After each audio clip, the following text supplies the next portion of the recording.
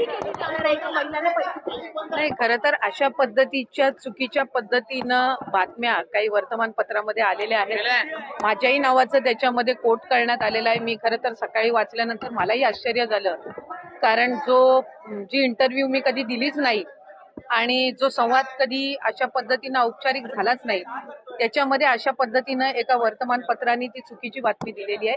लाडकी बहीण योजना अतिशय बारकाईनं आम्ही राबवलेली आहे. साधारणपणे 2,40,00,00,000 पेक्षा अधिक महिलांपर्यंत आज या योजनेचा लाभ पोहोचत आहे आणि ही योजना सुरू झाल्यापासून त्याची चांगल्या पद्धतीनं स्क्रुटिनी करणं, 2.5 लाखापेक्षा कमी उत्पन्न असणारे, 1 लाखापेक्षा कमी उत्पन्न असणाऱ्या माता भगिनींचे फॉर्म भरून घेणं, ते ऑनलाईन करणं, आधार सीडिंग करणं, अशा पद्धतीनं ते केलं गेलेलं आहे.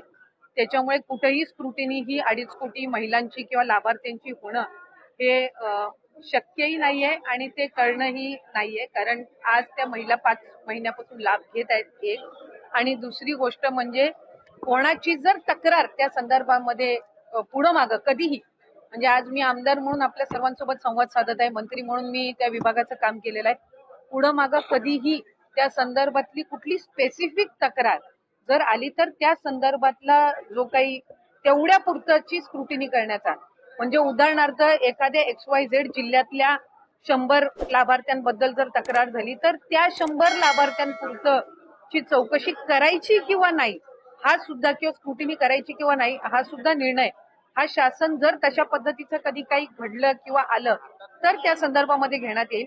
कुठेही स्क्रुटिनीचा विषय येत नाही. लाभार्थ्यांना त्यांच्या जो काही लाभाचं वाटप आहे किंवा डीबीटी आहे हे ज्या वेळेला राज्याचे मुख्यमंत्री देवेंद्रजी फडणवीस साहेब, उपमुख्यमंत्री एकनाथजी शिंदे साहेब आणि उपमुख्यमंत्री अजितदादा यांच्या मंत्रिमंडळामध्ये किंवा मीटिंगमध्ये ज्या वेळेला तशा पद्धतीच्या सूचना दिल्या जातील त्या पद्धतीनं पुढचं डीबीटी हे निश्चितपणाने होईल. काही तक्रारी आतापर्यंत आल्या आहेत का की निकषाबाहेर काही लाभार्थी आहेत या संदर्भात? मी माझ्या कार्यकाळामध्ये तर तशा पद्धतीची एकही तक्रार कधी आलेली नाही. आता आचारसंहितेच्या या मधल्या 1.5 महिन्याच्या 2 महिन्याच्या कालावधीत काही आल्या असतील तर त्या संदर्भातली मला काही माहिती नाहीये, पण तक्रारी आल्या तर त्याचं कशा पद्धतीने त्या स्क्रुटिनाइज करायच्या याचा निर्णय जो आहे ते शासन आणि जे संबंधित विभाग आहे ते त्या पद्धतीनं करतील. पण अशा पद्धतीची तक्रार ही कुठेही विभागाकडे मी त्या ठिकाणी पदावर असताना तरी प्राप्त झाली नव्हती. नाही, ह्या ज्या सगळ्या आहेत या अफवा पसरवल्या जात आहेत. शेवटी कुठले निकष कशा पद्धतीनं लावले जातील, कशा पद्धतीनं बदलले जातील, कशा पद्धतीनं कुठली जर एखादी तक्रार आली तर त्या संदर्भातली कशी स्क्रुटिनी केली जाईल हा निर्णय शासनाचा आणि विभागाचा राहतो.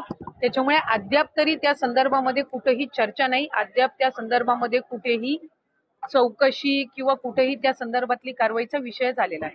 एका घरातल्या 2 बायकांनाच फक्त लाभ मिळू शकतो अशा संदर्भातला नियम? अशा संदर्भातला नियमही नाहीये. आपण जर GR मध्ये बघितलं तर 2.5 लाखापेक्षा कमी उत्पन्न असणारे, रेशन कार्ड त्यांचं पिवळं किंवा केशरी किंवा उत्पन्नाचा दाखला असणारे, अशी सगळी स्क्रुटिनी होऊन आम्ही सुरुवातीपासून एक गोष्ट म्हणत आलो की 2.5 कोटीपर्यंत लाभार्थी हे मॅक्सिमम असू शकतात आणि त्या पद्धतीनं जर आपण बघितलं तर रजिस्ट्रेशन मध्ये सुद्धा आम्ही शेवटचं डीबीटी 9 ऑक्टोबरला ज्या वेळेला केलं त्यावेळेला 2,34,00,000 महिलांना आम्ही डीबीटी केलेलं होतं. म्हणजे साधारणपणे त्या आकड्याच्या आपण जवळपास आहोत.